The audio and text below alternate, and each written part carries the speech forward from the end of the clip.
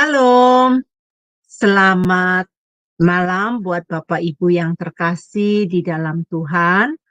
Saat ini kita berkumpul kembali bersama-sama karena kita akan menyambung pelajaran kita yang kemarin mengenai pengajaran sejarah penebusan.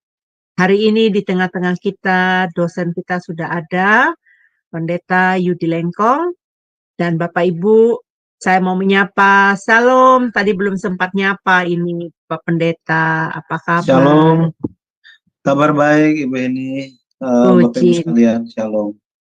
Puji nama Tuhan. Kami sudah menunggu-nunggu nih Pak, pengajaran sambungan mengenai Zerubabel ini. Nah, Bapak Ibu, sebelum kita memulai pelajaran ini, kita akan meminta Ibu Christine untuk memimpin kita dalam doa pembukaan. Dipersilakan Ibu. Mari kita bersatu dalam doa. Puji syukur kami panjatkan kehadirat-Mu ya Bapa atas semua kasih anugerah yang telah Engkau berikan kepada kami. Pada malam yang berbahagia ini, kami dapat berkumpul di Zoom Sema Adonai, belajar mengenai firman-Mu tentang sejarah penebusan. Kiranya Tuhan Engkau membukakan hati pemikiran kami untuk dapat mengerti dan memahami bagaimana pengajaran firman-Mu pada malam hari ini. Demikian juga Tuhan, kami berdoa untuk Bapak Yudi Lengkong, kiranya Engkau memberkati beliau ya Tuhan, dalam setiap kehidupan dan pelayanannya dan juga keluarganya. Engkau semakin memakai beliau Tuhan dalam kasih-Mu ya Bapa, agar semua yang dilakukan Bapa ini Tuhan, turut dengan kehendak-Mu saja. Dan Kau berkati semua setiap pelayanannya. Demikian juga buat kami ya Bapa yang mendengarkan pengajaran firman-Mu melalui Zoom Sema Adonai dan juga siaran live streaming Cahaya Firman ataupun siaran tundanya. Tuhan Kau pakai kami, Kau jamah setiap hati kami, pemikiran kami, agar kami mengerti dan memahami bagaimana pengajaran firman-Mu yang telah disampaikan oleh hamba-Mu. Terima kasih juga Tuhan Yesus, Engkau urapi pada malam hari ini moderator kami Ibu ini. Kiranya Engkau memberkati beliau dalam pelayanannya Bapa. Engkau berkati juga dalam kehidupan dan juga pekerjaannya. Demikian juga buat semua operator yang bekerja pada malam hari ini. Engkau memberkati setiap pelayanan mereka dan juga kehidupan mereka. Engkau memberkati. Terima kasih Tuhan Yesus, kami ingin memulai pengajaran firman-Mu pada malam hari ini. Kau juga urapi internet kami ya Tuhan dan perangkat kami agar pengajaran firman-Mu tidak terputus. Hadirlah Tuhan di tengah-tengah kami dan kami siap untuk mendengarkan pengajaran firman-Mu pada malam hari ini. Terpujilah nama-Mu Bapa, di dalam Putra-Mu kami berdoa dan mengucap syukur. Haleluya, amin. Amin, amin. Terima kasih untuk Ibu Christine. Baik Bapak Ibu yang terkasih, mari kita melihat profil dari Bapak Pendeta Yudi. Dipersilakan Ibu Aling. Shalom semua, berjumpa kembali dengan Sema Adonai. Dan pada kesempatan kali ini kita akan berkenalan dengan pembicara kita, yakni Bapak Pendeta Yudi M. Lengkong. Dan berikut adalah profil singkat dari beliau. Nama lengkap Pendeta Yudi P.M. Lengkong, Eskom, MDiv MTH Demin.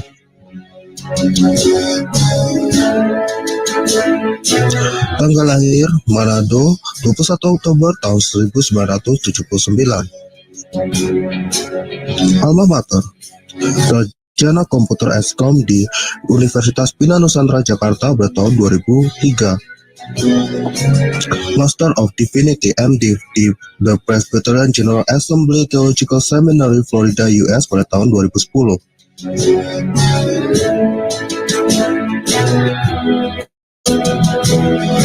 Doctor of Ministry Demin di Perry Theological Seminary, Florida, US pada tahun 2015. Master Teologi MTH di STT Bethesda, Bekasi pada tahun 2021. Pelayanan. Beliau pernah melayani sebagai pendeta di Gereja Presbyterian Bukit Sion Indonesia di Jalan Telaga Warna 1 nomor 2 Puri Cinere, Depok. Pembicara seminar buku seri Sejarah Penebusan untuk Yayasan Damai Sejahtera Utama, Depok. Dosen di STT Agasmos Mission, Jakarta. Dan sekarang beliau melayani sebagai pendeta di Presbyterian Bukit Sion Indonesia di Jalan Ciliwung nomor 5 Purwantoro, Kecamatan Blimbing, Kota Malang, Jawa Timur.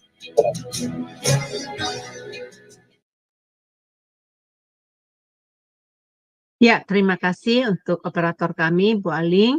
Baik Bapak Ibu yang terkasih, kita sudah gak sabar lagi, persiapkan hati. Ini pelajaran yang sangat menarik karena kita akan mengetahui hari ini apakah ya Zerubabel anak dari Sealtiel. Nah, untuk menemukan jawaban itu, kita perlu mendengarkan pengajaran dari Bapak Pendeta Yudi. Dipersilakan Pak untuk memaparkannya.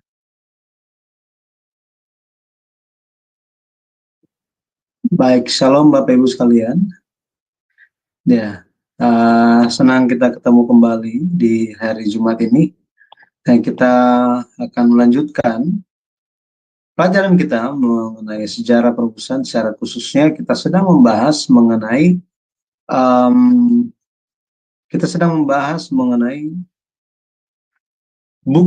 Alkitab lewat alat bantu buku seri Sejarah Penebusan yang ditulis oleh Pendeta Abraham Park. Secara khususnya dalam buku yang kelima.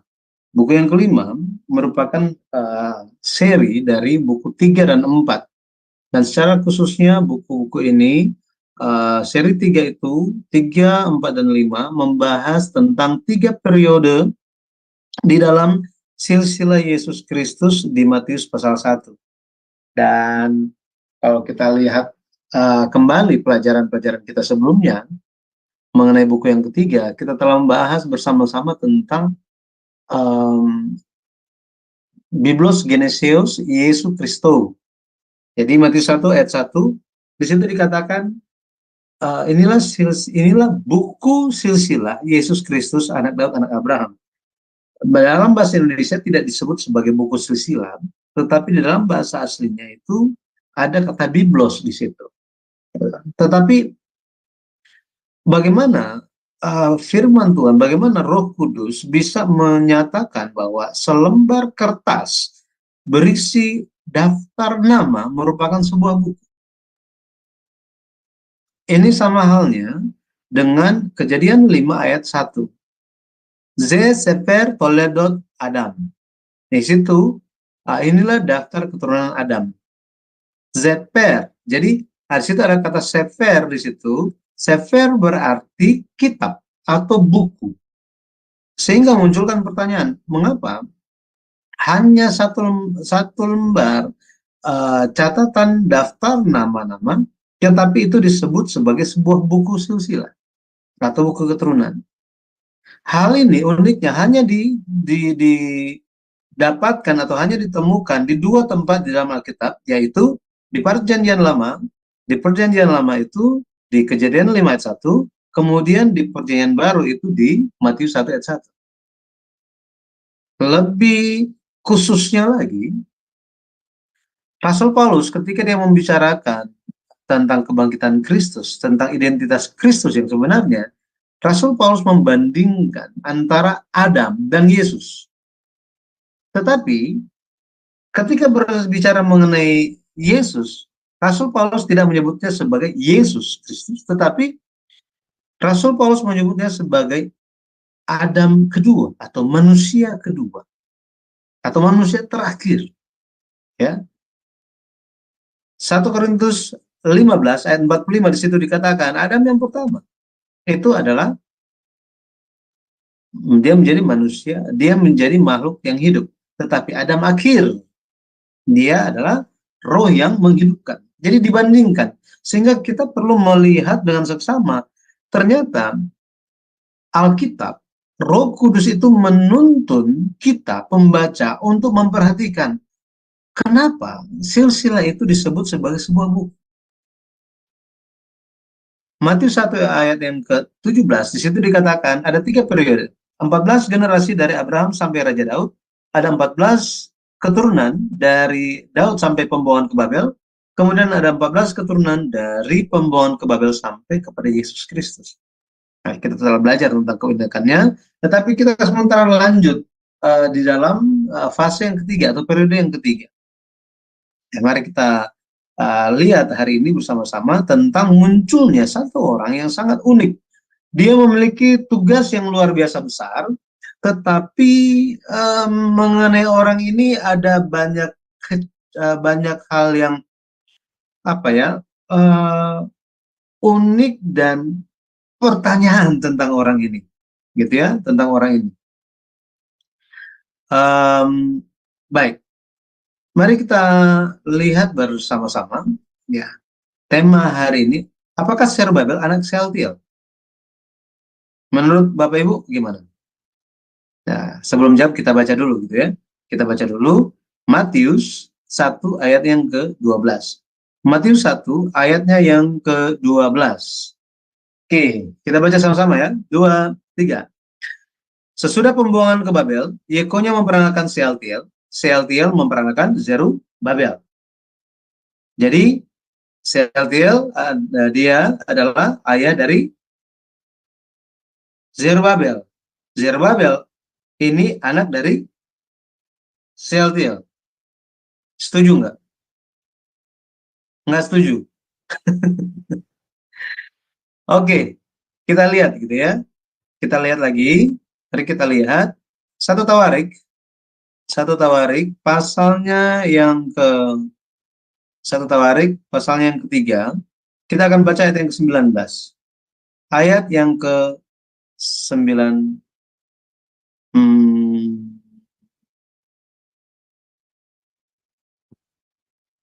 Oke.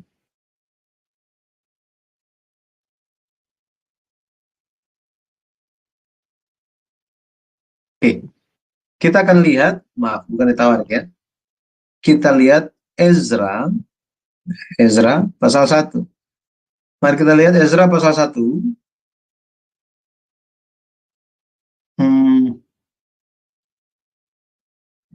Maaf, namanya belum muncul sini. Ya, namanya belum muncul. Ezra 1 ayatnya yang kedua di situ dikatakan, ayat yang kedua, mereka datang bersama-sama Zerubabel, Yesua, Nehemia, Seraya, Reelaya, Mordekai, Bilsan, Mispar, Bikwai, Rehum, dan Baana. Inilah daftar orang-orang bangsa Israel. Ya, kalau kita baca secara terus-menerus mengenai Zerubabel ini, selalu disebutkan mengenai Zerubabel bin Sealtiel. Zerubabel bin Sealtiel. Sehingga Alkitab menyatakan bahwa Sealtiel adalah ayah dari Zerubabel. Ayah dari Zerubabel. Nah, maka hal ini memunculkan pertanyaan-pertanyaan, maka hal ini tidak memunculkan pertanyaan bagi pembaca. Kenapa? Karena memang ditulis seperti demikian. Ya. Misalnya Ezra 3 ayat yang kedua. Maka mulailah Yesua bin Yozadak beserta saudara-saudaranya, para imam itu, dan Zerubabel bin Sealtiel. Sini muncul juga. Ya. Nanti kita bisa lihat juga di ayat yang ke-8, situ muncul Zerubabel bin Sealtiel, dan nanti di pasal 5 ayat 2 dan banyak tempat yang lain. Tetapi kita kembali lagi mengenai Zerubabel ini. Apakah Zerubabel anak Sealtiel? Nah, untuk sampai ke pertanyaan ini, mungkin lebih enak kita berkenalan dulu. Siapa Zerubabel ini? Gitu ya. Siapakah Zerubabel ini? Jadi, mari kita lihat bersama-sama. Kita lihat bersama-sama. Zerubabel, dia adalah pemimpin pemulangan pertama dari Babel. Dia adalah pemimpin pemulangan pertama dari Babel. Kita sudah belajar bahwa orang Israel itu dibuang dalam tiga gelombang ke Babel, kemudian mereka kembali juga, mereka pulang itu dalam tiga gelombang. Jadi ada 3 kali pemulangannya. Nah, Zerubabel dia adalah pemimpin dalam pemulangan pertama. Dalam pemulangan pertama disebutkan bahwa Ezra 2 ayat 2, Ezra 2 ayat 2 dalam bahasa aslinya, kalau kita lihat bahasa Indonesianya, terjemahan Indonesianya, disebutnya seperti ini. Inilah orang-orang provinsi Yehuda yang berangkat pulang dari pembuangan, yakni para tawanan yang dahulu diangkut ke Babel oleh Nebukadnezar, Raja Babel, dan yang kembali ke Yerusalem dan ke Yehuda, masing-masing ke kotanya. Mereka datang bersama-sama Zerubabel, Yesua, Nehemia, Seraya, Relaya, Mordekai, Bilsan, Mispar, Bikwai, Rehum, dan Baana. Inilah daftar orang-orang bangsa Israel. Nah, kalau kita lihat di ayat yang kedua, di situ dikatakan bahwa orang-orang yang kembali itu bersama-sama Zerubabel, Yesua, Nehemia, gitu ya. Sepertinya orang-orang yang kembali itu ya sama saja. Mereka dipimpin oleh 11 orang ini. Tetapi kalau kita memperhatikan bahasa aslinya itu disebut begini. Mereka yang datang bersama-sama Zerubabel ialah Yesua, Nehemia, Seraya, Relaya, Mordekai, Bilsan, Mispar, Bikwai, Rehum, dan Baana. Jadi di sini dari antara 11 orang, Zerubabel muncul lebih dulu, baru 10 orang lainnya. Jadi Alkitab lebih menekankan Zerubabel daripada 10 orang pemimpin lainnya. Artinya, Zerubabel merupakan pemimpin yang tertinggi di antara semua pemimpin dalam pemulangan gelombang pertama. Kita flashback lagi, di tahun 538 sebelum Masehi, Allah menggerakkan Raja Kores, Raja Persia ini, untuk mengeluarkan perintah mengizinkan bangsa Israel kembali ke tanah air. Setelah bersiap-siap, ya selama 1 tahun, pada tahun 537 sebelum Masehi, mereka pulang di dalam pimpinan Zerubabel. Nah, kalau kita lihat di Ezra 2 ayat 64 sampai 65, jumlah yang pulang itu hanya 49.897 orang. Bahkan tidak sampai 50.000 orang. Artinya apa? Artinya lebih banyak orang yang memilih untuk tidak kembali. Tidak kembali ke tanah air. Ya. Kenapa? Ya, kita telah lihat bersama-sama di pertemuan sebelumnya, penyebab lebih banyak orang tidak mau pulang ke Yerusalem. Yang pertama, karena Yerusalem telah menjadi reruntuhan. Yang kedua, karena di Babel itu hidupnya lebih nyaman atau sudah nyaman. Yang ketiga, karena tujuan pulang ke Yerusalem adalah untuk membangun bait suci. Makanya mereka nggak mau pulang karena hal-hal ini. Harus kerja, harus pelayanan, harus lakukan ini, lakukan itu. Waduh, ternyata kita pulang bukan untuk wisata. Kita pulang untuk kerja bakti. Nah ini, mulai baru lagi. Maka menjadi pertanyaan, siapakah orang-orang atau seperti apa orang-orang yang pulang ke Yerusalem? Yang pertama, mereka, orang yang pulang ke Yerusalem adalah orang-orang yang percaya janji Tuhan. Orang yang percaya janji Tuhan.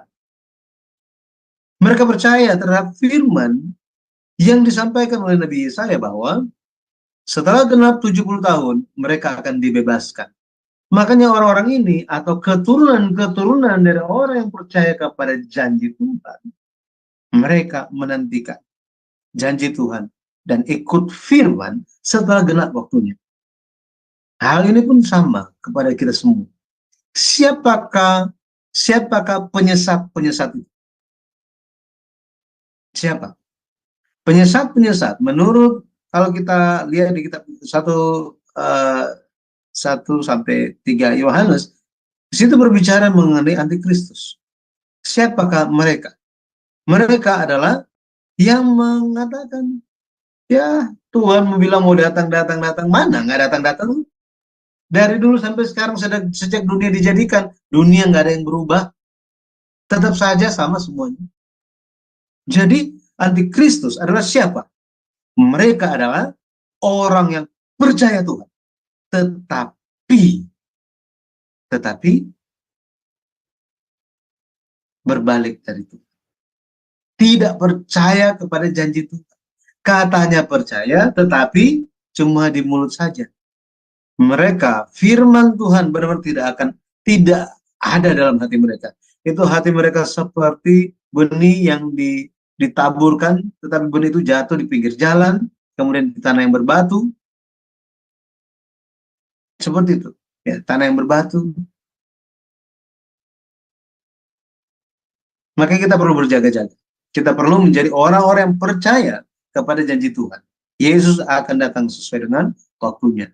Yang kedua, siapakah orang yang pulang ke Yerusalem itu? Mereka adalah orang yang menempatkan kehendak Tuhan di depan dan ikut dari belakang. Orang yang menempatkan kehendak Tuhan di depan dan ikut dari belakang. Jadi, prioritas utama mereka adalah pekerjaan Tuhan. Pekerjaan penebusan dari Tuhan itu yang utama. Mereka orang-orang yang rela tinggalkan segala kenyamanan, keuntungan pribadi, dan hanya ikut Tuhan. Ini luar biasa. Jadi, pulang ke Yerusalem ya, ya orang Israel pulang dari Babel pulang ke Yerusalem, ya luar biasa mereka ya. Nah, kita tidak boleh hanya memandang seperti itu saja. Susah itu untuk pulang, karena lebih banyak yang nggak mau pulang.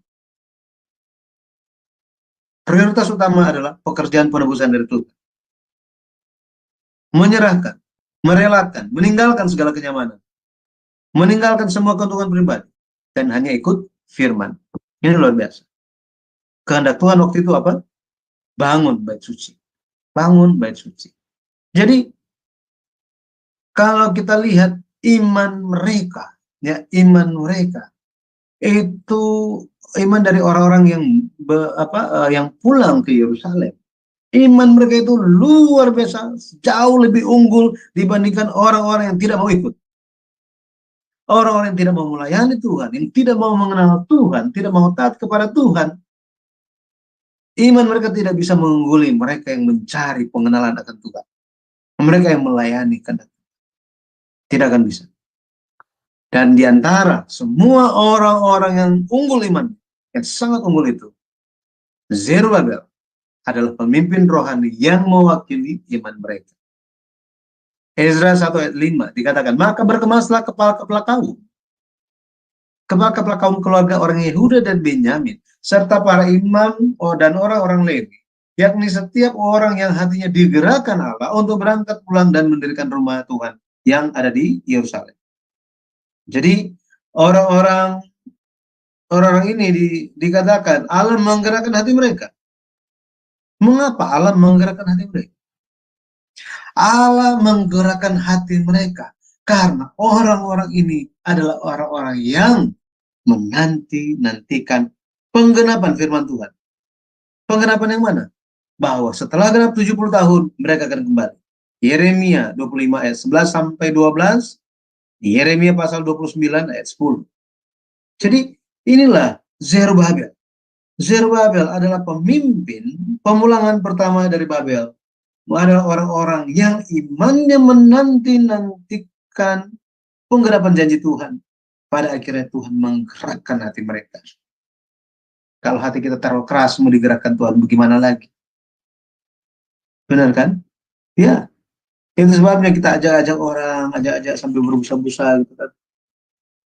Ya, hanya Tuhan yang bisa menggerakkan mereka. Memang, gitu ya. Tetapi, ya begitu. Dengan cara yang lebih keras pada akhirnya. Puji Tuhan, kita menanti-nantikan, ya, nanti-nantikan. Yang kedua, siapakah Zerubabel? Zerubabel adalah pemimpin pembangunan kembali bait suci. Jadi Zerubabel dia bukan hanya pemimpin waktu rombongan pulang ke Yerusalem, tetapi dia juga memimpin dalam pembangunan bait suci. Ezra 3 ayat 8 dan pasal 4 ayat 1 sampai 3. Maka kita bisa melihat bahwa pemimpin sejati itu ditampakkan lewat Zerubabel. Sifat yang seperti apa? pemimpin yang sejati itu? Pemimpin yang sejati memiliki sifat mengabdi kepada Allah dan kepada rakyat tanpa berubah. Mengabdi kepada Allah dan kepada rakyat dengan tanpa berubah. Dia adalah hamba Allah yang setia, konsisten di dalam melaksanakan tugasnya. Ini luar biasa. Ya. Pembangunan bait suci dimulai pada tahun 536 sebelum Masehi. Kemudian terhenti gara-gara gangguan yang luar biasa dari orang Samaria. Berapa lama terhenti? 16 tahun. Kemudian dilanjutkan di tahun 520 sebelum Masehi dan selesai pada tahun 516 sebelum Masehi. Ya, 516 sebelum Masehi. Maka kalau kita lihat bait suci itu dihancurkan di tahun berapa? Kalian tahu bait suci masih ingat? Di tahun 586 sebelum Masehi. 586 pada penawanan yang terakhir, ya, yang ketiga. 586 setelah genap 70 tahun sejak bait suci itu dihancurkan. Apa yang terjadi 70 tahun kemudian? Bait suci selesai dibangun. Luar biasa. Jadi kadang-kadang kita memikirkan, kalau kita lihat di sini, kita ingin supaya hal-hal yang kita doakan itu sesuai dengan waktunya kita. Tetapi tanpa kita sadari, segala sesuatunya berlangsung sesuai dengan waktu Tuhan. Waktu Tuhan. Nah, di sini terhenti, pembangunan bait suci itu terhenti selama 16 tahun. Gara-gara gangguan yang luar biasa dari orang Samaria. Tetapi pembangunan dilanjutkan kembali di tahun 520 sebelum Masehi. Nah, siapa yang memulai pekerjaan pembangunan ini? Siapa yang melanjutkan? Siapa yang memulai kelanjutannya? Itu adalah Zerubabel. Zerubabel. Ezra 5 ayat 2, Hagai 1 ayat 14, Sakaria 4 ayat 6 sampai 10. Zerubabel. Saudara, ketika terhenti selama 16 tahun, ya, berhenti selama 16 tahun, Nabi Hagai datang dan menyampaikan firman teguran untuk umat Israel. Bahwa apa? Oh, kalian gitu ya, kalian semua membangun rumah kalian di Papani dengan sangat baik dan membiarkan rumah Tuhan itu tinggal dalam kondisi hancur, dalam reruntuhan. Mereka ditegur dengan keras. Sampai-sampai Nabi Hagai bilang apa? Itulah sebabnya kalian itu seolah-olah apa? Ada uang tetapi apa? Bocor. Kalian panen tetapi apa? Hilang semuanya, seperti ditiupkan angin. Gara-gara apa? Gara-gara kalian lebih mementingkan rumah kalian daripada bait suci. Nah, ditegur dengan keras seperti ini, bagaimana reaksi orang Israel? Kalau kita lihat yang pertama, Zerubbabel dan umat Israel mendengarkan firman Tuhan dengan penuh perhatian. Dengan penuh perhatian. Ini hebatnya. Mendengar firman Tuhan dengan penuh perhatian. Coba kita lihat. Hagai 1 ayat 12. Hagai 1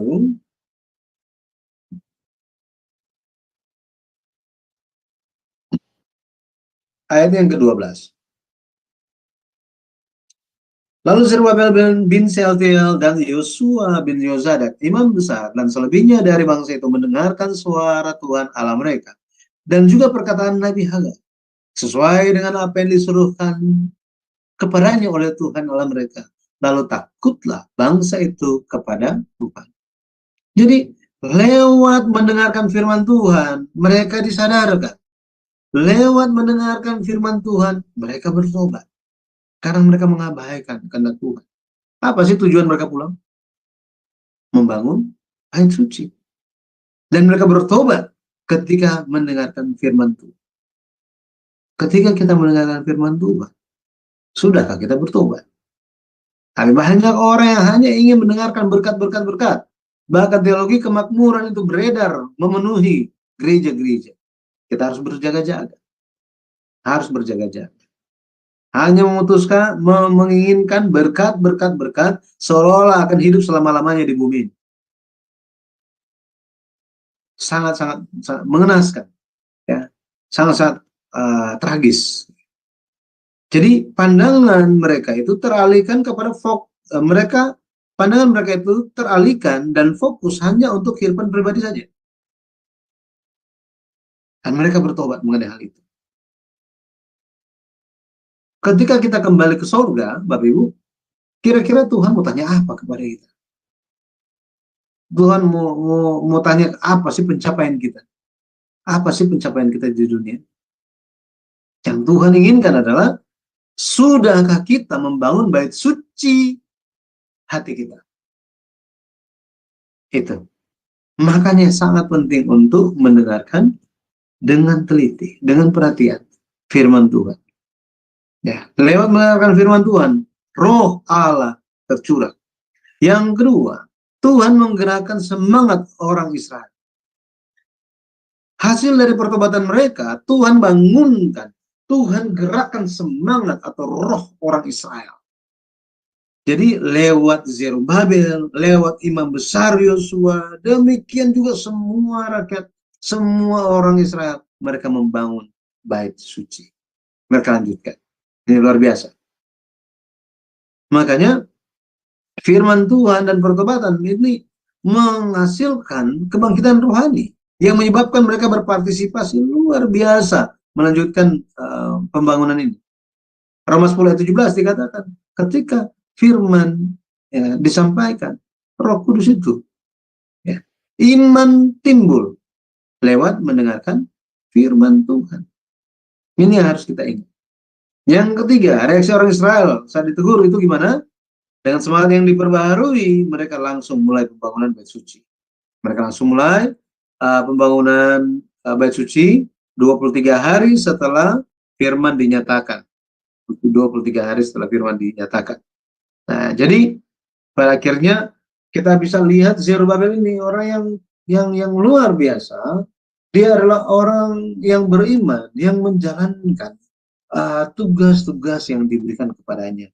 Ketika dia teralihkan fokus, ketika dia teralihkan fokus tugas yang diberikan kepadanya dan dia itu ditegur lewat firman Tuhan, dia bertobat, dia sadar, dia bertobat dan semangat lagi menyelesaikan semua tugasnya. Pada akhirnya bait suci selesai setelah sekitar 4 tahun 5 bulan kemudian. Oke, ya. Nah, kita kembali kepada pertanyaan awal. Anak siapa dia? Anak siapa dia? Apakah Zerubabel adalah anak dari Sealtiel? Karena selalu disebutkan Zerubabel bin Sealtiel. Coba kita lihat.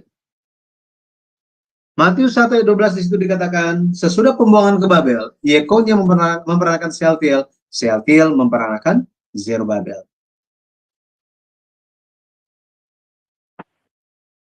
Di sini disebutkan seolah-olah Sealtiel mendapatkan anak dan dinamakan Zerubabel. Tetapi kalau kita baca 1 Tawarik 3 ayat 19, di situ dikatakan, anak-anak pedaya ialah Zerubabel dan Simei, dan anak-anak Zerubabel ialah Mesulam dan Hananya. Selomit ialah saudara perempuan mereka. Di sini dikatakan apa? Zerubabel adalah anak dari pedaya. Loh, pedaya ini siapa? Pedaya ini adalah adik dari Sealtiel. Adik dari Sealtiel. Untuk memahami hal ini, di sini kan kalau kita lihat Yekonya, setelah Yekonya Sealtiel, setelah Sealtiel Zerubabel. Benar ya? Jadi Yekonya Sealtiel. Ya. Mari kita lihat. Yekonya itu ada 7 putra. Dia ada 7 putra, 7 anak laki-laki. Anak yang pertama ialah Sealtiel. Arti namanya, aku telah memohon kepada Allah. Yang kedua, Malkiram, artinya rajaku tinggi, rajaku agung. Anak yang ketiga, Pedaya, Tuhanlah yang menebus. Yang keempat, Shenasar, oh Allah, tolonglah jaga. Ya, anak yang kelima, Yekamnya, Tuhan akan bangkit. Anak yang keenam, Hosama, Tuhan telah mendengar. Anak yang ketujuh, Nedabya, Tuhan murah hati. Bapak Ibu, ada yang kenal di sini? Ya, Sealtiel dan siapa tadi? Pedaya. Jadi mereka adalah kakak adik. Ya, Sealtiel anak pertama, Pedaya adalah anak nomor 3. Anak nomor 3. Jadi kalau kita lihat, Nabi Yeremia pernah menyatakan bahwa Yekonya ini, kan Yekonya adalah raja Yehuda yang ditawan dalam pembuangan kedua. Yekonya, ya, namanya Yekonya.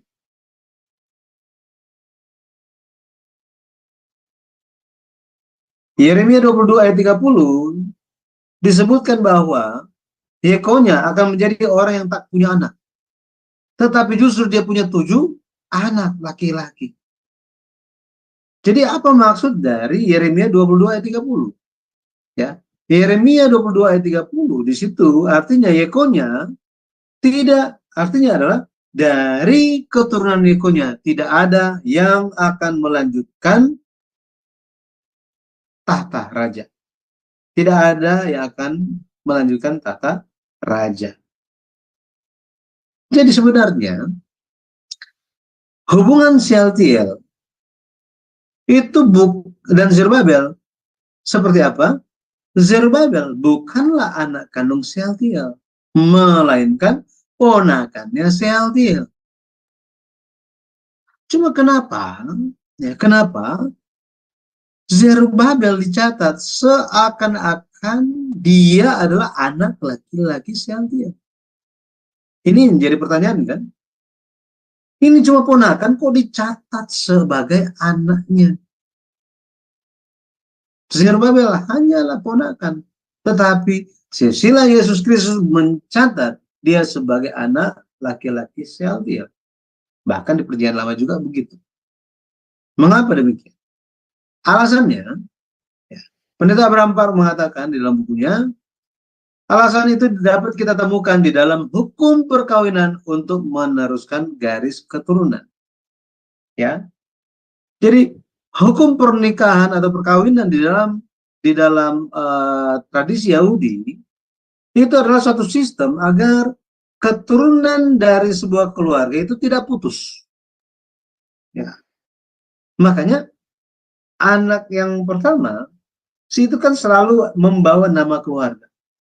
Anak yang pertama, benar ya? Anak yang pertama ini akan membawa nama keluarga. Tetapi jika anak yang pertama ini mati dengan tidak ada keturunan laki-laki, tidak ada anak laki-laki yang melanjutkan nama anak sulung ini, maka adik dari adiknya, ya, maka adik dari orang yang mati itu harus mengambil janda kakaknya, ya, janda kakaknya, kemudian keturunan yang didapatkan, yang diperoleh, keturunan itu melanjutkan nama yang meninggal itu, gitu. Yang meninggal itu, sehingga anak sulung itu tetap dapat keturunan yang melanjutkan, ya, melanjutkan silsilah, ya. Nah ini jadi karena Sealtiel mati tanpa memiliki anak laki-laki sebagai pewaris, Pedaya adiknya yang nomor 3 itu, anak nomor 3 itu menerima istri Sealtiel, istri kakaknya, dan memperanakan anak laki-laki yang meneruskan silsilah Sealtiel. Dan anak laki-laki itu siapa? Zerubbabel. Itu adalah Zerubbabel. Makanya dalam Alkitab sering disebut sebagai Zerubbabel bin Sealtiel. Zerubbabel bin Sealtiel. Nah, seperti itu. Seperti itu. Maka kalau kita lihat, Bapak Ibu, ya, Zerubbabel Ya, Zerubabel dia merupakan Zerubabel ini merupakan, kalau kita lihat arti namanya, arti nama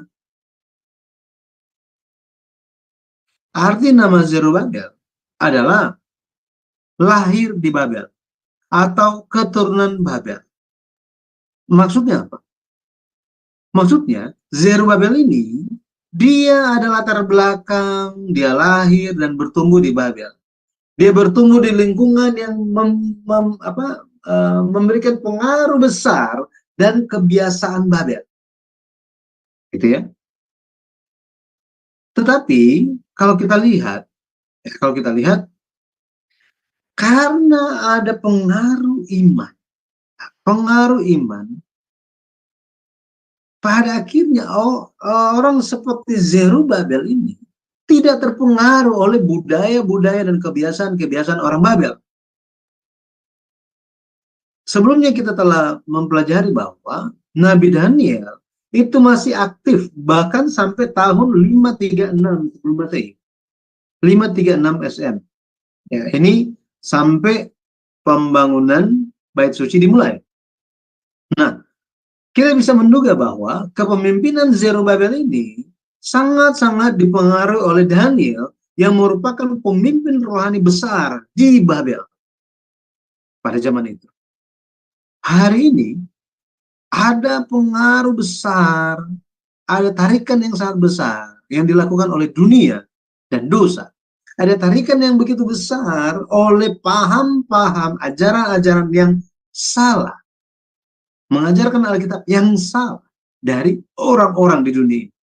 Tetapi di dalam lingkungan yang demikian, apakah magnet dunia dan pengajaran-pengajaran yang keliru mengenai firman Tuhan itu lebih menarik kita atau ajaran-ajaran firman yang murni? Ini yang membuat kita harus berdoa.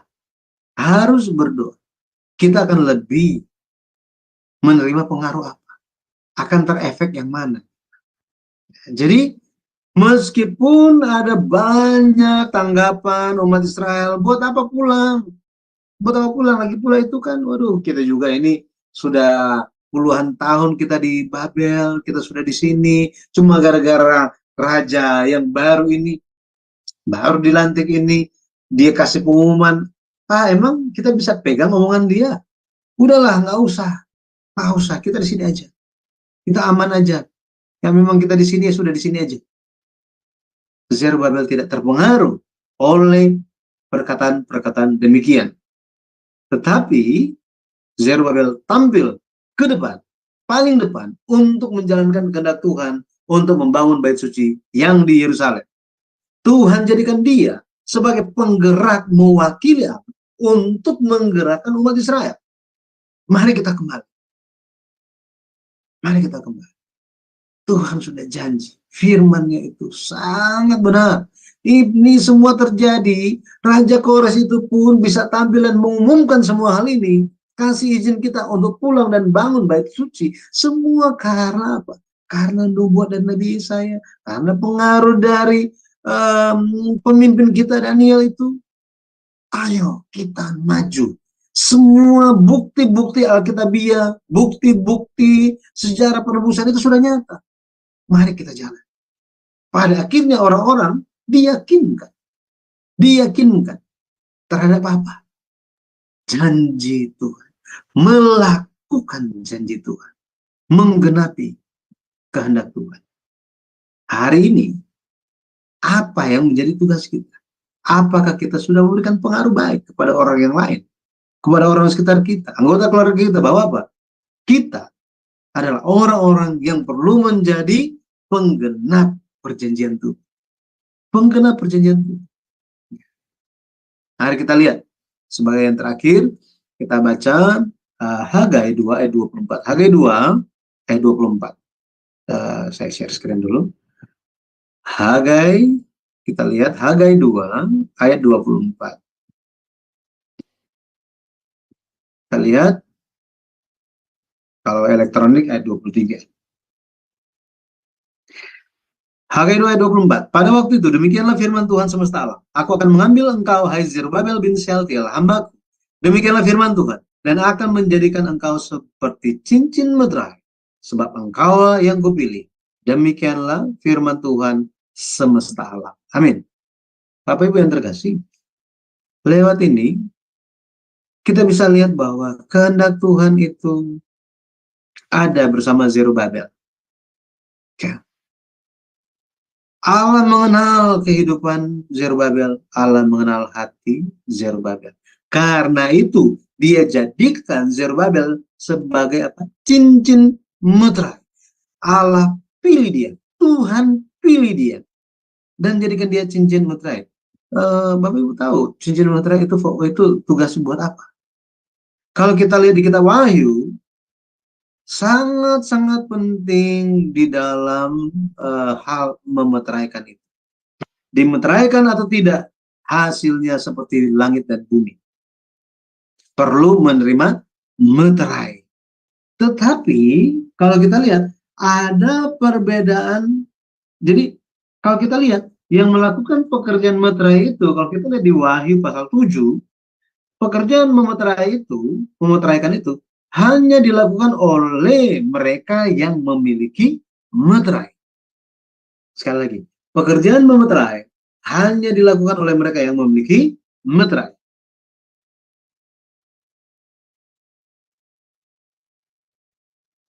Dan ada perbedaan besar antara memeteraikan dan dimeteraikan. Ada perbedaan antara dihakimi dan menghakimi. Ada bedanya. Ya. Pada akhirnya karena Zerubbabel itu sudah dilihat dan dipakai, dipilih oleh Tuhan demikian rupa, Tuhan nyatakan ada berkat yang luar biasa. Ya. Ayat yang ke-20, apakah benih masih tinggal tersimpan dalam lumbung? Dan apakah pohon anggur dan pohon ara, pohon delima dan pohon zaitun belum berbuah? Mulai dari hari ini, aku akan memberi berkat. Aku akan memberi berkat. Pada akhirnya, saya berdoa dalam nama Tuhan Yesus Kristus, kiranya kita semua dapat menjadi sasaran firman Tuhan di Hagai 2 ayatnya yang ke-20 tadi. Bahwa mulai kita digerakkan hati Tuhan, sadar, bertobat, maju untuk kehendak Tuhan, maka firman itu akan dinyatakan kepada kita. Tuhan, firman-Nya dinyatakan, mulai hari ini aku akan memberikan berkat. Tuhan Yesus memberkati. Saya kembalikan kepada Ibu. Ya, terima kasih banyak Bapak Pendeta Yudi ya yang mengajarkan kepada kita, dan akhirnya setelah dijelaskan dengan terperinci, jadi akhirnya kita mengetahui bahwa Shealtiel itu bukan anak dari Zerubbabel, tetapi dia adalah anak dari putra sulung dari Yekonia ya. Baik Bapak Ibu yang terkasih di dalam Tuhan, sebelum kita masuk di dalam diskusi kita malam hari ini, kita akan meminta Ibu Aling dulu untuk memberitahukan kepada kita acara-acara kita selanjutnya untuk besok hari. Ya, Persilakan. baik. Terima kasih Bu Heni. Baik Bapak Ibu, saya akan membacakan acara Sema Adonai ke depannya ya. Baik, dimulai dengan besok Bapak Ibu di hari Sabtu 20 April 2024 di jam 09.00 pagi ya Bapak Ibu waktu Indonesia Barat di Sema Adonai akan ada kelas pembelajaran firman. Ini adalah program baru dari Sema Adonai Bapak Ibu, yaitu kita belajar mengenai materi for women. Dan untuk temanya adalah 8 tangisan Yusuf menjadi wanita yang pulih. Dan ini sudah masuk part yang ketiga ya Bapak Ibu, jadi part 1, 2 sudah di minggu-minggu yang lalu. Jadi kita belajar, dalam program ini kita belajar bagaimana menjadi wanita yang sesuai dengan kehendak Tuhan. Dan baik Bapak Ibu sekalian, terutama bagi kaum ibu atau wanita, untuk mengikuti pembelajaran kelas ini karena sangat memberkati. Dan yang menjadi narasumbernya adalah Ibu Susan Grace Sumilat Hadasa SMG dan moderatornya adalah Ibu Ingrid Sri Bulandari. Selanjutnya di hari yang sama, hari Sabtu, di jam 19.00 waktu Indonesia Barat di Sema Adonai kembali ada kelas pembelajaran firman ya Bapak Ibu. Dan kali ini temanya adalah realita iman. Dan yang menjadi narasumbernya adalah Ibu Dr. Retno Kristianti dan moderatornya adalah Ibu Aling, saya sendiri. Selanjutnya, masih di hari yang sama, di jam 21.00 waktu Indonesia Barat, ini masih ada kelas sesi pembelajaran terakhir di Sema Adonai. Dan kali ini temanya adalah Tamariskah. Dan yang menjadi narasumbernya adalah Pak Evangelis Dr. Ferry Hermawan Winoto dan moderatornya adalah Ibu Christine. Selanjutnya di hari Minggu 21 April 2024 di jam 19.00 waktu Indonesia Barat di Sema Adonai kembali ada ibadah online ya Bapak Ibu. Dan untuk tema ibadah online kita kali ini adalah iman progresif, keselamatan tidak. Dan yang menjadi narasumbernya adalah Pak Pastur Juniarson Ginting SEMM dan liturgisnya adalah Ibu Aling dan live singernya adalah Ibu Murni dan Yanti Versen dari Jerman. Baik, selanjutnya Bapak Ibu, ini adalah renungan pagi Sema Adonai, diadakan setiap hari dari Senin sampai dengan Sabtu, dimulai dari jam 5.30 pagi dan dilayani oleh hamba-hamba Tuhan yang sangat memberkati. Jadi Bapak Ibu, untuk renungan pagi Sema Adonai, kemudian untuk renungan pagi dari Bapak Gembala kami sendiri, yaitu Pak Pendeta Daniel Palungan yang diadakan setiap hari Jumat 1 kali dalam seminggu, dan juga ibadah online Sema Adonai, hanya Bapak Ibu dapat ikuti di channel Cahaya Firman. Jadi tidak di-live-kan di channel-channel lain ya Bapak Ibu. Jadi bagi Bapak Ibu yang belum mensubscribe channel baru kami Cahaya Firman, tolong subscribe channel YouTube baru kami, sehingga Bapak Ibu sekalian bisa mengikuti keseluruhan acara-acara Sema Adonai yang tidak di-live-kan, terutama di channel-channel lain, kecuali hanya di channel Cahaya Firman. Dan juga tolong bantu share Bapak Ibu kepada yang lain, sehingga semakin banyak orang yang juga bisa mengikuti keseluruhan acara-acara Sema Adonai lewat channel Cahaya Firman. Dan dengan begitu, Bapak Ibu telah membantu channel kami, channel Cahaya Firman, untuk menjadi lebih berkembang dan menjadi berkat lagi bagi banyak orang. Terima kasih Bapak Ibu atas perhatiannya. Tuhan berkati. Terima kasih untuk Ibu Aling. Baik Bapak Ibu yang terkasih, bagi partisipan yang hadir di Zoom maupun yang ada di layar streaming, jika ada pertanyaan, tuliskan saja.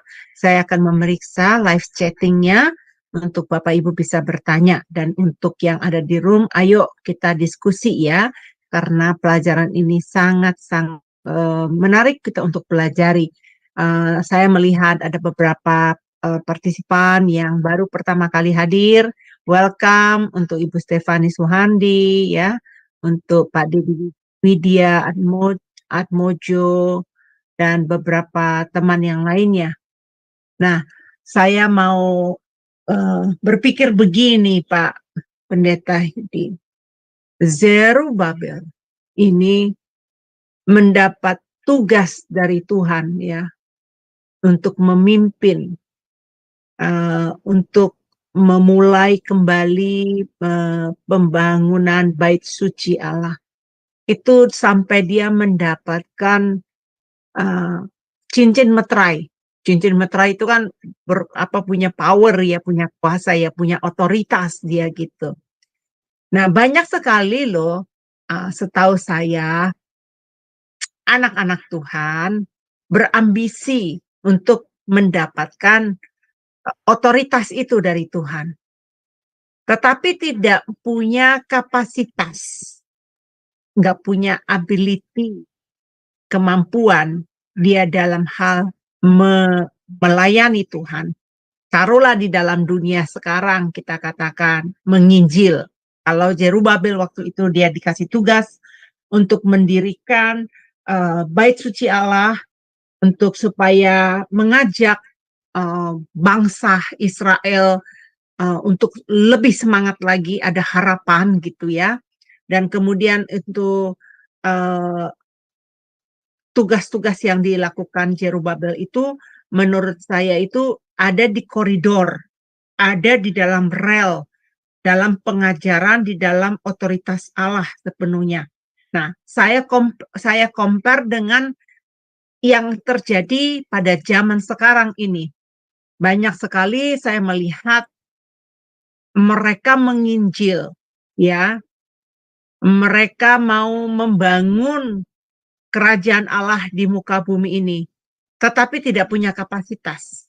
Nah, bagaimana menurut Bapak Pendeta Yudi dengan pemikiran yang sedang saya pikirkan sedang berlangsung? Kenapa saya berpikir demikian? Ini ceritanya. Saya ada di dalam beberapa grup. Mereka mengundang saya dan masuk dalam beberapa grup. Dan situ ada yang bertengkar antara Tritunggal dengan Oneness. Kemudian ada juga yang mengenai perpuluhan dengan anti perpuluhan. Ya, gitu. Itu udah saya liatin di sana. Tetapi setahu saya di dalam belajar kebenaran firman itu, kita harus memiliki satu lensa yang ketajamannya yang luar biasa ya. Seperti saya punya handphone yang lama, itu LG. Itu kalau foto hasilnya buram. Kemudian saya naik lagi ke V8 untuk Samsung. Naik lagi ke Note 10. Note 10 bagus hasilnya. Sekarang saya punya Samsung S24. Itu lebih canggih lagi. Hasilnya kelihatan lebih jelas banget gitu loh. Jadi kalau orang tidak belajar, kalau menurut saya ya, ini saya melihat mereka itu, mereka menginjil tapi tidak punya pengetahuan. Nah, itu bagaimana menurut Bapak Pendeta? Apakah betul pemahaman saya demikian? Bagaimana kecerdasannya untuk memahami firman Tuhan? Nah, kalau hari ini Bapak Pendeta Yudi tidak menjelaskan kepada banyak orang, apakah betul Zerubabel itu adalah anak dari Setan, dan akhirnya baru kita ketahui. Tapi bagi orang sudah Kristen mungkin 50 tahun, 60 tahun, bahkan seumur hidupnya, udah mau mati umpamanya udah umur 80 tahun. Belum tentu dia tahu tentang kisah ini. Nah, tolong sedikit diperjelas, mungkin banyak juga nggak apa-apa, supaya audiens bisa mengerti betapa pentingnya kita belajar firman. Dipersilakan Pak dosen. Ya, baik Ibu. Ketika kita bicara mengenai Injil, menyampaikan Injil, itu memang banyak banyak macamnya. Dan ketika pergi menginjil itu ada bisa dikatakan, contoh begini, mungkin ada juga yang akan menyampaikan balik gitu ya, pertanyaan balik, loh kita kalau menginjil di pedalaman emang harus sampai sedalam seperti ini gitu ya. Jadi ada hal yang kita harus memahami, baik itu secara praktisnya ataupun seperti apa gitu. Tetapi setidaknya di dalam menjalankan penginjilan itu udah harus ada hal-hal mendasar yang ditahu ya, yang orang-orang tahu, bahwa memperkenalkan Yesus kepada orang yang sedang dihadapi gitu. Kemudian menjelaskan firman Tuhan kepada mereka, tetapi dengan cara yang sederhana. Nah, kemudian apa? Setelah itu perlu untuk membantu orang tersebut bertumbuh, gitu ya, bertumbuh. Ketika berbicara bertumbuh, maka mulai bertumbuh dan bertumbuh. Sehingga di dalam pekerjaan dari awal sampai akhir ada banyak orang yang masuk ke dalam proses itu, gitu ya. Banyak. Ada juga yang cuma ya yang penting udah percaya Yesus, sudah dibaptis ya sudah gitu ya, sampai ketemu lagi entah kapan. Gitu. Ada yang lakukan itu. Nah, saya tahu karena saya juga ketemu dengan pendeta-pendeta di pedalaman, mereka cerita hal-hal yang memang terjadi. Jadi setelah dibaptis, habis itu ditinggalkan, cuma dititipkan ke gereja, ya sudah, gitu. Habis itu sudah nggak ada gereja yang dititipkan itu juga apa ya, tidak ada follow up-nya, pada akhirnya balik lagi tuh. Orang-orang itu pada akhirnya balik lagi. Ya, lebih baik ya biasa aja gitu. Nah, maka seperti tadi saya bilang, dalam proses menyampaikan Injil sampai orang tersebut bertumbuh di dalam iman dan pengenalan akan Tuhan, maka dalam proses ini ada banyak orang yang masuk ke dalam. Ada banyak yang masuk. Ya. Ketika orang-orang masuk di dalamnya, mereka ada kapasitas masing-masing sesuai dengan apa yang mereka tahu. Ya, apa yang mereka tahu. Tetapi pada akhirnya yang menjadi hal yang harus diperhatikan adalah bagaimana supaya bukan hanya orang yang menjadi sasaran Injil itu bertumbuh di dalam pengenalan dan dalam iman, tetapi juga orang yang mengajar atau mengambil bagian di dalam pelayanan itu pun harus bertumbuh. Disinilah diperlukan kerendahan hati. Kerendahan hati. Tanpa kerendahan hati, maka kita akan langsung katakan, oke, ini sudah. Jangan diganggu ya. Ini saya tahu nih. Tolong jangan ganggu saya. Ini kebenaran yang menurut saya benar. Jangan ganggu saya. Inilah orang yang tidak ada kerendahan hati. Inilah yang sudah apa? Sudah terbentuk ahli Taurat sekalipun, ahli Taurat itu ketika bertemu dengan Yesus, mereka tanya kepada Yesus, bukan tanya supaya tahu, bukan. Hanya ingin menguji saja.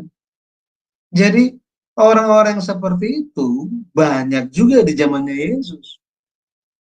Mereka bukan mau tahu. Mereka merasa apa? Sudah cukup tahu. Artinya tidak ada kerendahan hati. Nah, kita yang hidup di zaman sekarang, mungkin kita ada kesempatan juga, misalnya lewat Shema Adonai, lewat saya firman, kita bisa, oh ya, oke, ini merupakan salah satu bagian untuk kita bisa bertumbuh, untuk pribadi saya bisa bertumbuh. Tetapi, ketika kita langsung mengatakan, oh sudah cukup, saya sudah cukup, gitu. Nah itu nggak bisa. Pada akhirnya yang akan muncul adalah kebenaran sendiri, bukan kebenaran firman. Betul. Bukan kebenaran sendiri akan muncul. Itu sangat-sangat nyata kepada orang yang tidak rendah hati. Ini, makanya contoh-contoh yang Ibu bilang tadi mengenai ini berdebat mengenai hal ini, mengenai hal itu. Saya pikir karena mungkin selama ini hanya melihat di ruangan begini saja, gitu. Apa yang membuat mereka seperti mengenakan kacamata kuda ini? Itu karena hati mereka dan pikiran mereka. Ini yang harus diperluas. Harus diperluas. Makanya Rasul Paulus dia menjelaskan bahwa Yesus ketika Yesus datang, selubung itu sebenarnya udah disingkirkan. Tetapi karena keras hati dari orang-orang Yahudi, maka itu masih nutup terus itu. Nutup terus, nggak kelihatan sama sekali. Tentang kemuliaan Tuhan itu nggak bisa. Ketika Musa itu turun dari atas gunung, mukanya bercahaya, kulit mukanya itu bercahaya, sangat luar biasa. Akhirnya harus ditutup. Harus ditutup. Kenapa? Karena orang saya itu nggak nyambung gitu. Mereka sangat takut. Tetapi ketika Yesus datang, Yesus ingin apa? Angkat itu supaya semua bisa lihat. Tetapi apa yang terjadi? Mereka balik. Nggak mau lihat. Itu akan terjadi kepada orang yang katanya saat ini percaya Yesus. Itu akan terjadi. Mereka akan membelakangi Yesus. Kenapa? Karena karena kacamata kudanya itu tidak tidak rendah hati. Ini. Iya. Akan menuntun kepada kebenaran sendiri. Ini memang untuk semua, termasuk kepada saya juga, gitu. Jadi sangat perlu seperti itu. Dan memang bagaimana posisi sejarah permusuhan?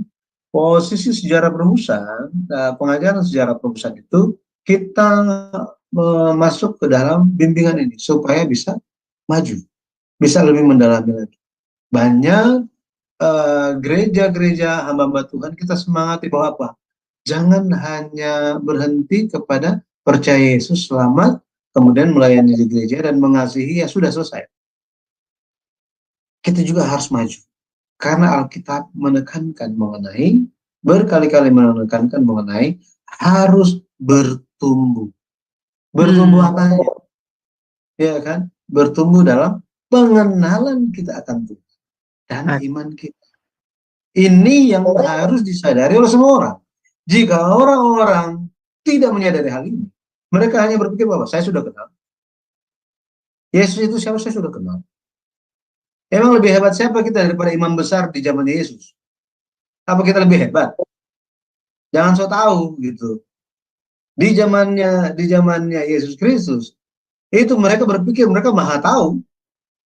Mereka kenal itu Mesias dari keluarga mana. Apakah kita lebih dari mereka? Makanya Yesus bilang, jika engkau tidak melebihi orang Farisi itu, engkau tidak akan masuk kerajaan Sorga. Apanya yang melebihi? Orang Farisi itu emang hebatnya di sebelah mana sih? Sampai kita harus melebihi mereka. Nah ini yang harus kita pelajari. Semua itu teguran-teguran itu untuk kita juga. Untuk semua orang yang percaya. Nah kembali lagi saya katakan, mari kita maju. Ya, lewat pergerakan pengajaran firman sejarah permusuhan ini kita sementara masuk ke dalam satu fase ketika semua kekristenan itu sedang memperlengkapi di dalam berbagai hal selayaknya tubuh Kristus itu bekerja. Nah, dari mana? Apa yang sejarah perusahaan lakukan? Sejarah perusahaan masuk untuk memberikan kesegaran yang baru. Ketika orang sudah mulai capek tentang Alkitab, ketika orang mulai terbakar hangus karena pelayanan, ketika orang kehilangan pengharapan, ya, karena apa? Kekristenan sudah lama, akhirnya apa? Rutin, itu terus, itu melulu, dan sudah melabel Alkitab sebagai obat tidur. Nah, jadi kita bawa suatu hal yang kita refresh lagi, gitu ya, refresh lagi. Mari kita bertumbuh dalam pengenalan, karena Yesus katakan, Yesus sendiri katakan, kitab-kitab suci bersaksi tentang aku. Ada tertulis tentang aku, seperti apa yang aku jelaskan. Dari kitab Musa, dari kitab-kitab Musa, dari kitab Nabi-Nabi, dari kitab Mazmur, tentang aku. Jadi, kenapa sejarah perusahaan itu kembali ke perjanjian lama? Kenapa?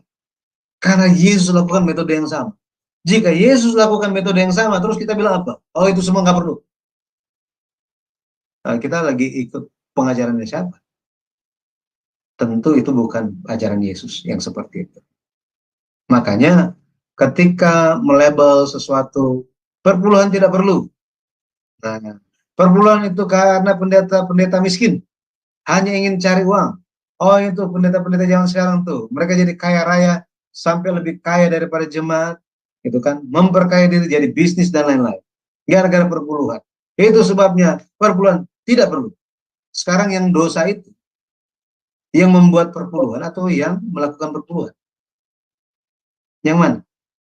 Apakah perpuluhan itu salah? Atau orang yang menjalankan perpuluhan itu yang salah? Ini yang banyak tidak dipikirkan oleh orang-orang yang hanya ringan sekali bicara. Tanpa berdoa, tanpa memperhatikan kehendak Tuhan.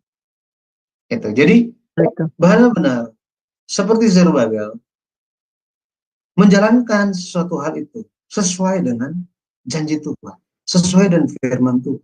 Paham dulu harus jalankan. Nggak paham-paham, ya apa yang mau dijalankan? Pada akhirnya menjalankan dengan pikiran sendiri. Jadi mari kita menjalankannya sesuai dengan tuntunan Tuhan. Masih belum berdoa. Jangan kalau misalnya masih ragu, berdoalah. Jangan langsung statement sana statement sini, aduh bahaya yang seperti itu. Apalagi itu perdebatan terlalu banyak. Untuk apa sih itu? Makanya saya nggak mau berdebat. Buat apa? Jika Iya, berdebat, kalah debat, bisa percaya Yesus. Ayo. Tapi kan nggak betul. boleh begitu. Kan nggak boleh begitu kan? Karena orang bisa percaya Yesus itu karena kasih karunia Tuhan, bukan karena kalah debat. Jadi buat apa berdebatan? Nggak ada gunanya menurut saya. Menurut saya loh ya. Gitu. Jadi jika mau belajar, mari kita belajar memperluas wawasan iman kita. Itu saja. Betul. Gitu Ibu. Wah, luar biasa ya Pak ya. Kalau seandainya tadi yang kita pelajari sampai kita hanya memahami kitab Matius 1 ayat berapa tadi itu ayat 12 ya. Dinyatakan di sana bahwa Zerubabel ini adalah anak Sealtiel. Langsung kemana-mana akan disampaikan bahwa iya Zerubabel ini anaknya Sealtiel gitu. Nah ini yang karena dia tidak membaca lagi yang di dalamnya. Ada seorang anak muda Pak di dalam TikTok. Saya menontonnya di YouTube ya. Cukup terkenal karena anak ini sangat pintar. Sangat baik. Saya sendiri kagum akan pengetahuan dia yang bernama Elia Mesor itu, masih muda.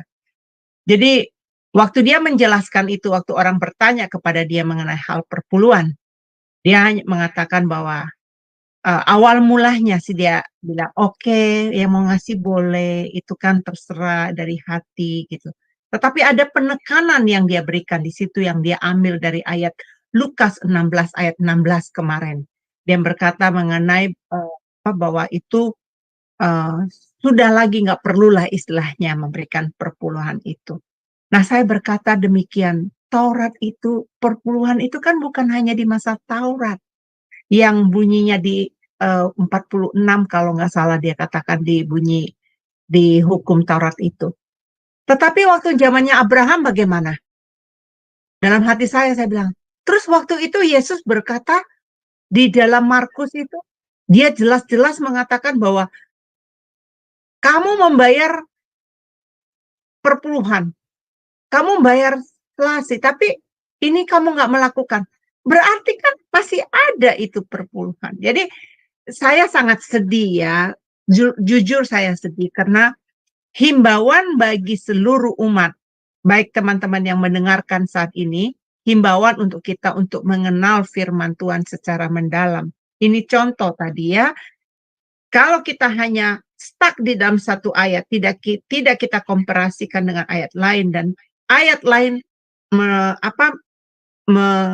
tidak mendukung apa yang kita kasih tahu itu, mestinya kita berpikir. Dan saya berharap sih, saya kalau ada nomor telepon anak ini, saya kepingin bicara dari hati ke hati dengan dia. Kalau ada yang mau memberikan saya nomor teleponnya Elia ini, saya mau bicara sama dia. Karena saya salut sama dia. Saya sangat sayang sama dia sebagai saudara seiman ya.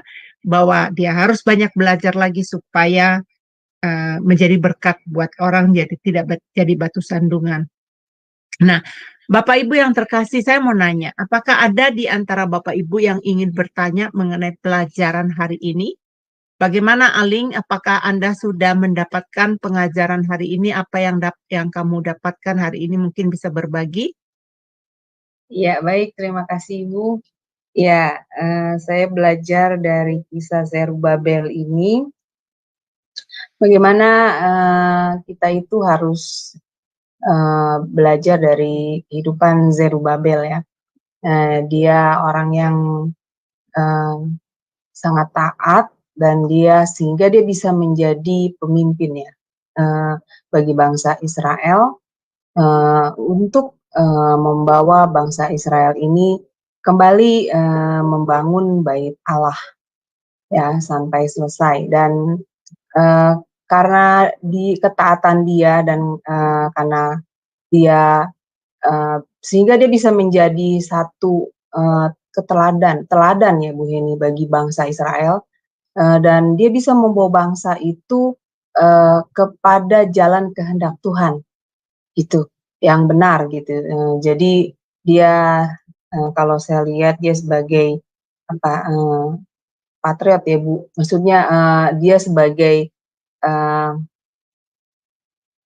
gambaran teladan, maksudnya bagi bangsanya itu untuk semangat terus mengikut Yesus, mengikut Allah gitu Tuhan, terus kembali kepada iman mereka yang semula dengan membangun kembali bait suci. Kalau di zaman sekarang tuh pengaplikasiannya adalah bagaimana kita harus memang memfokuskan hidup itu hanya untuk Tuhan. Itu bait suci itu kan sama dengan kalau di zaman kita di pengaplikasian zaman sekarang kan adalah bait suci itu adalah diri kita sendiri. Jadi bagaimana kita harus sungguh-sungguh mengikut Tuhan, membangun iman kita supaya kita bisa menjadi teladan ya Ibu ya bagi saudara-saudara seiman kita seperti Zerubabel itu. Itu jadi memimpin maksudnya menjadikan diri kita itu sebagai orang yang bisa menjadi berkat gitu. Menjadi berkat bagi banyak orang seperti yang Zerubabel lakukan. Seperti itu. Kalau saya menangkapnya Mantap. seperti itu. Wow, kamu itu berarti kamu menyimak pelajaran hari ini ya. Benar-benar Amin, sangat Bu. diberkati ya. Ada pertanyaan nggak kira-kira? Tidak ya Bu, kayaknya saya sudah paham, maksudnya dari cerita tentang Zerubabel ini, saya sudah menangkapnya gitu, mengerti. Itu bagaimana dia hidup, bagaimana sampai dia menjadi cincin materai oleh Tuhan ya. Luar biasa Ibu. Asik ya, Ling, dapat Iya. cincin materai itu ya. Saya juga mau tuh. Hidupnya menjadi berkat ya Pak Yudi, luar biasa dia menjadi apa ya namanya ya, pemimpin mungkin ya Bu ya, leader ya Bu ya, maksudnya Iya, dia bagi jadi pemimpin bangsanya ya, jadinya. yang membawa bangsanya itu untuk sungguh-sungguh mendekat gitu, mengenal Tuhan gitu loh, itu yang luar biasa dari hidup dia. Iya, ya terima kasih Bu Heni, ya Pak Iya, Yudi. baik. Iya, ada komentar dari Pak Yudi apa yang dipelajari oleh Ibu Aling?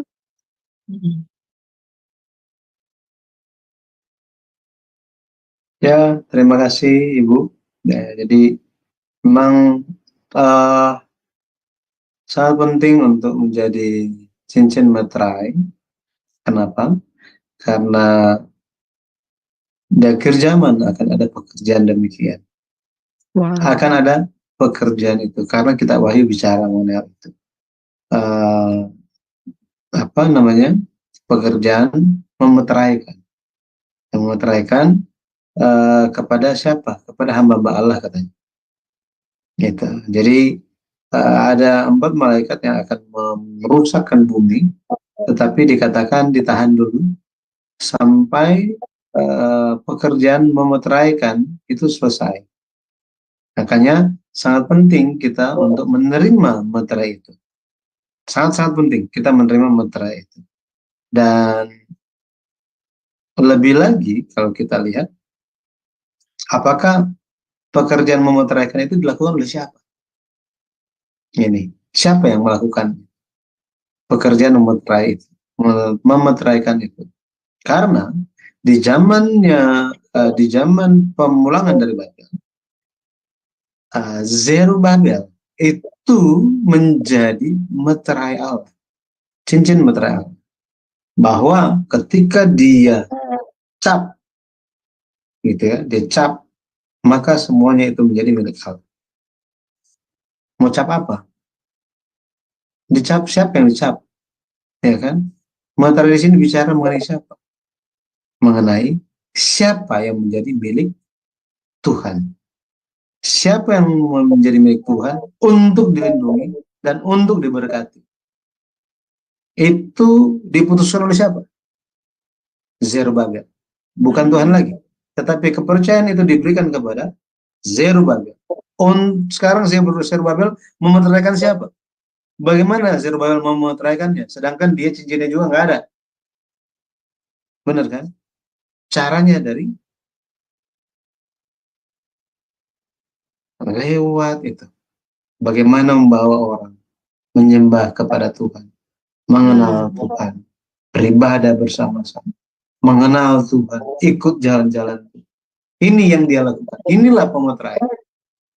Lebih lagi, yang menerima meterai dikenal oleh Tuhan, dikenal oleh yang memeteraikan, dan mengenal yang memeteraikan. Benar kan? Tuhan menjadikan Zerubabel sebagai cincin meterai. Artinya, Tuhan mengenal dia dan Zerubabel mengenal Tuhan. Zerubabel pada akhirnya memeteraikan orang-orang, umat Tuhan. Siapa? Yang dia kenal. Yang dia nggak kenal nggak akan dia meteraikan. Tetapi yang menerima meterai itu juga apa? Mengenal Zerubabel. Seperti itu. Bapak Ibu mau terima meterai? Apakah Tuhan kenal Bapak Ibu? Atau cuma kita saja yang berpikir bahwa Tuhan kenal kita? Nah, itu dia. Iya, betul. Banyak orang berpikir bahwa, oh iya, Tuhan mengenal saya mengenal Tuhan, oh Tuhan mengenal saya. Pendeta-pendeta apalagi. Tetapi Yesus bilang apa? Orang-orang yang berseru, Tuhan, Tuhan. Pada waktu itu, aku akan berterus terang. Jadi selama ini Tuhan apa? Diam. Biarkan. Tuhan biarkan. Tetapi akan ada satu titik, Tuhan bilang apa? Kamu siapa? Orang yang tidak pernah tahu tentang Taurat Tuhan. Lawless man. Itu.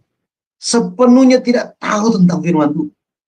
Itulah orang-orang yang berkata apa? Oh Tuhan, Tuhan, bukankah aku menyembuhkan orang? Aku usir setan, saya sudah melayani sampai ke ujung dunia. Tuhan bilang, aku tidak pernah.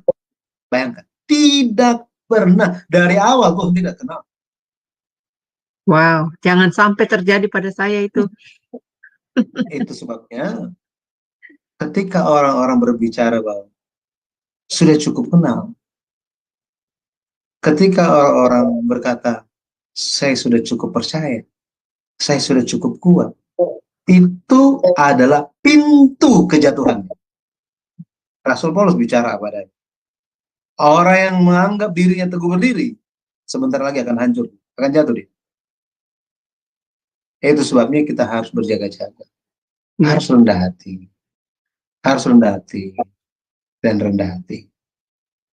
Jadi pengenalan kita itu benar harus bertumbuh. Banyak orang berpikir kenal Tuhan. Rasul Paulus bilang apa? Sekarang ini aku belum mengenal dengan jelas. Tetapi akan tiba saatnya ketika aku mengenal Tuhan seperti aku dikenal. Jadi bagaimana sebanyak Tuhan mengenal Rasul Paulus? Rasul Paulus sangat ingin mengenal Tuhan. Jika Tuhan kenal dia 100%, dia ingin kenal Tuhan 100%. Masalah orang Kristen hari ini di akhir zaman ini apa? Tuhan kenal 100%. Dia hanya kenal apa? Dia berpikir 100%, padahal tidak mau kenal sama sekali. Cuma ingin berkat. Cuma ingin supaya semua lain. Cuma ingin apa yang dia pikirkan jadi. Apa yang dia mau. Untuk kemuliaan Tuhan, nggak ada. Makanya saat itu, kalau kita lihat Tuhan diam untuk hal itu. Tetapi itu akan tiba waktunya, Tuhan akan terus terang. Dan di saat itu mau pingsan, nggak ada waktu lagi. Udah nggak ada waktu. Mau beli minyak lagi, udah nggak. Pergi beli aja, pintunya udah tutup. Buat apa semua? Makanya kapankah waktu perkenanan itu? Hari ini. Hari ini. Rasul Paulus bilang hari ini. Penulis kitab Ibrani yang dicurigai sebagai Paulus karena karakter penulisannya mirip. Penulis kita Ibrani bilang apa? Ketika engkau mendengar suara Tuhan pada hari ini, janganlah keraskan hatimu. Cuma banyak orang nggak mengerti.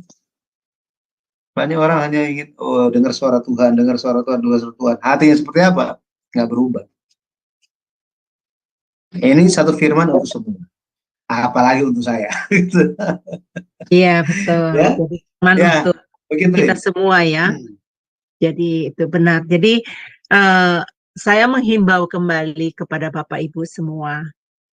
Jangan sampai kita sakit terbaring di tempat tidur, tidak berdaya lagi, mata rabun ya, udah nggak bisa membaca. Kita nggak mau, baru ada kesadaran mau belajar firman Tuhan. Coba biasakan, ganti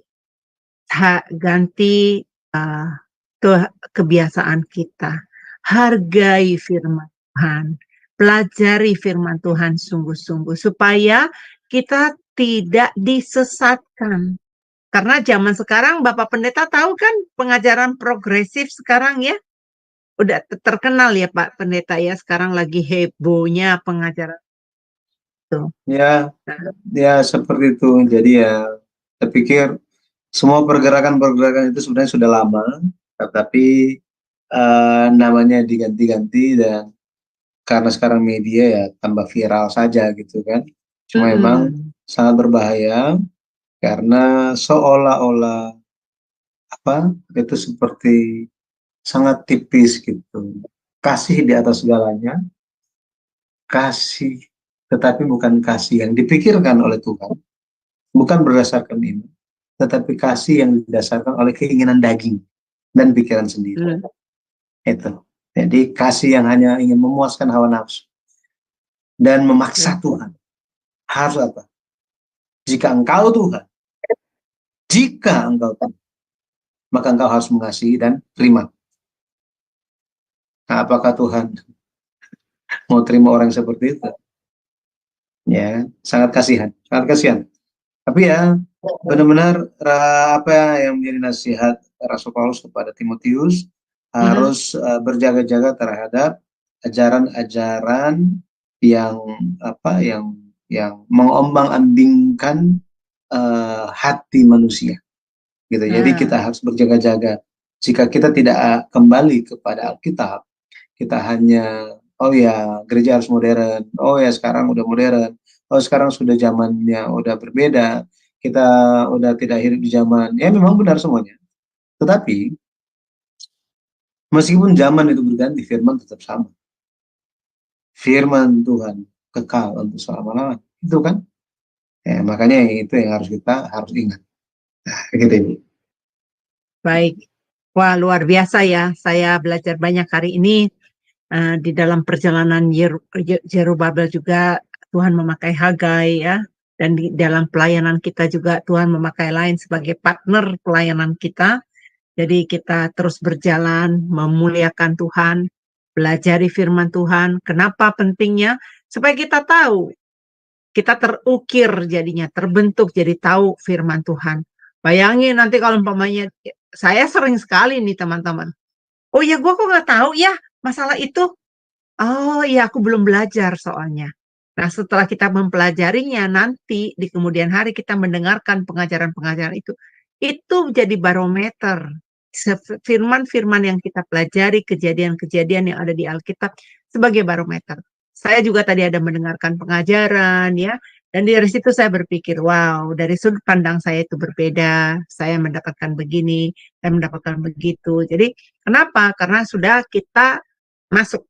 Kayak saya mengibaratkan begini nih, saya kan belum pernah nyelam nih ya Bapak Pendeta, tapi saya lihat di kampungnya Pak Pendeta itu di Manado, ada tuh yang buat nyelam air itu di danau itu. Nah, di situ kan dia bisa, kalau dia masuk ke dalam kan dia bisa lihat tuh batu-batu karang yang warna-warni, terus ada ikan, ada bentuknya kayak apa. Nah, kalau dia nggak masuk ke dalam kan dia nggak bisa lihat ya. Nah, saya mengibaratkan begitu juga, kalau kita nggak belajar firman Tuhan secara konsisten, ya secara dalam, kita nggak akan tahu isi Alkitab ini. Bisa nggak saya memakai perumpamaan kayak gitu, Pak Pendeta? Ya, bisa seperti itu. Cuma memang bagaimana kita masing-masing perlu disemangati lewat doa kita supaya Tuhan menuntun masing-masing kita eh, sebatas kemampuan kita yang diberi anugerahkan oleh Tuhan untuk bertumbuh gitu. Karena masing-masing kita saya percaya ada istilah Korea itu ada mangkoknya masing-masing. Gitu ya, ada mangkoknya masing-masing, makanya kita perlu mengisi karena kita juga nggak tahu kapasitas kita seperti apa. Nah, tetapi tugas dari Tuhan, pesan dari Tuhan itu terus sama. Timbunlah makanan itu sehingga ketika waktu kelaparan tiba, maka kita tidak akan kekurangan. Amos katakan mengenai hal itu. Amos 8 dikatakan, Amos 8 adalah Amos 11 dikatakan bahwa akan tiba masa kelaparan, tetapi bukan kelaparan akan makanan atau kehausan akan minuman, melainkan akan mendengarkan firman. Jadi di atas semua yang kita lakukan, dengan mendengar firman Tuhan, maka iman kita bertumbuh. Dengan mendengarkan firman Tuhan, pengenalan kita akan Tuhan itu semakin bertumbuh. Iman kita kepada Tuhan senantiasa bertumbuh. Tetapi satu hal, dengan mendengarkan firman Tuhan, Roh Kudus turun kepada kita. Kita tahu tentang jalan-jalan Tuhan. Tetapi dengan firman Tuhan, mendengarkan dan mengenal dengan mendalam firman Tuhan, pada akhirnya kita akan dipersiapkan untuk masa kesengsaraan itu, masa kelaparan itu. Nah, jadi kita harus bersiap sedia. Gitu. Semoga kita semua ada hikmat seperti Yusuf yang menimbun makanan rohani. Gitu, Ibu. Ya, teman-teman, itu ajakan kita terus giat dalam belajar firman Tuhan. Baik Bapak Pendeta, karena sudah larut malam, Bapak Pendeta tolong menekankan kembali poin-poin penting dari pelajaran yang telah kita pelajari tadi, agar pemirsa di luar sana dapat mengikutinya dan dapat mengingat kembali apa yang telah kita pelajari, dan kemudian bantu dan tolong doakan sekalian doa penutup dan berkat. Dipersilakan Bapak Pendeta Yudi. Bapak Ibu saudara sekalian, Zerubabel memiliki arti nama lahir di Babel atau keturunan Babel.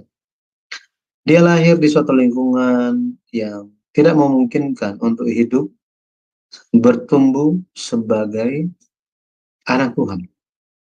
Banyak sekali pengaruh-pengaruh dunia yang melanda kehidupan dia. Akan tetapi dia bisa bertahan dan pada akhirnya dia bisa tampil sebagai orang yang sebagai pemimpin sejati yang berkenan di hadapan Tuhan. Itu karena apa? Karena iman dari pedaya. Iman dari pedaya. Papanya hilang namanya. Dan digantikan oleh kakaknya. Seharusnya Zerubabel adalah anak dari pedaya.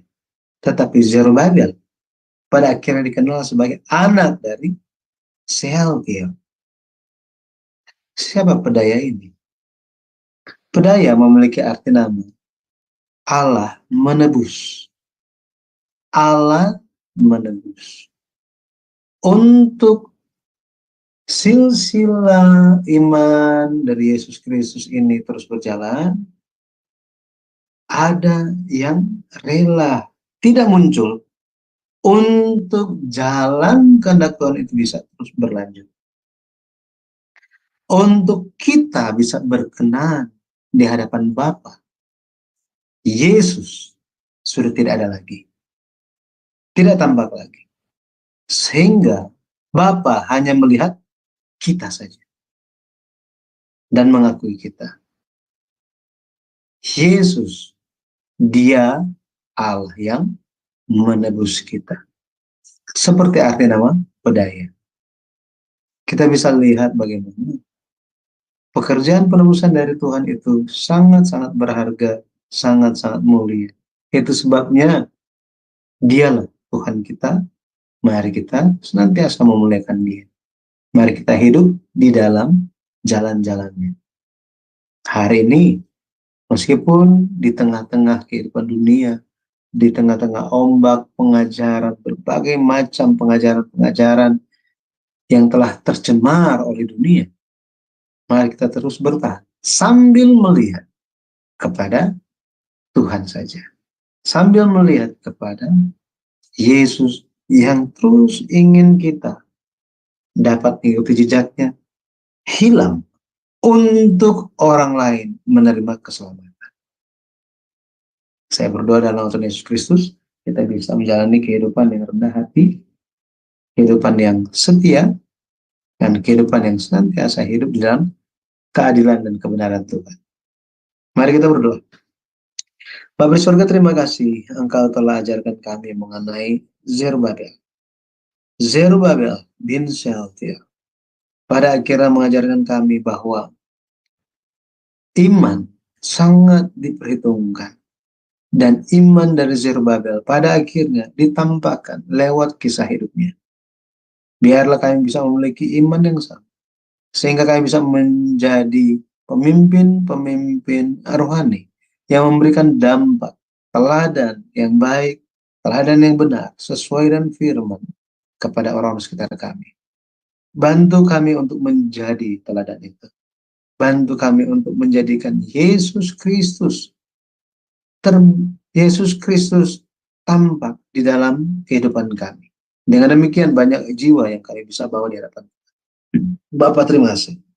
Bapa, terima kasih. Kami bersyukur kepadamu.